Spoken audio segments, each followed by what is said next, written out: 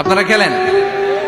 তো এই খেলা দেখে আনাস রাদিয়াল্লাহু তাআলা আনহু ভুলে গেলেন যে বিশ্বনবীর জামা আনতে হবে। উনি ভুলে যে উনিও দাঁড়িয়ে খেলা দেখতে শুরু করলেন।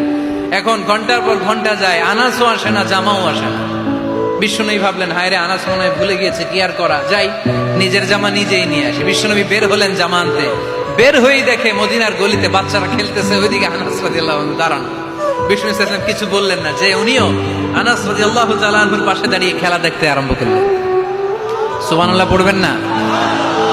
সাইয়েদানা আনাস খেলা দেখতে দেখতে দেখতে দেখতে দেখতে দেখতে হঠাৎ বিশ্বনবীর দিকে চোখ পড়ে গেছে।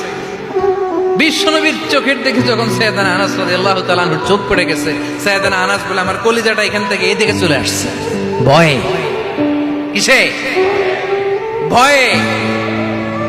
উনি বললেন, আমার গলা শুকিয়ে যেতে আরম্ভ করলো, কাঁপতে লাগলাম। হায় হায়, এখন আমার মনে পড়ছে বিশ্বনবীর জামা আনতে পাঠাইছিল।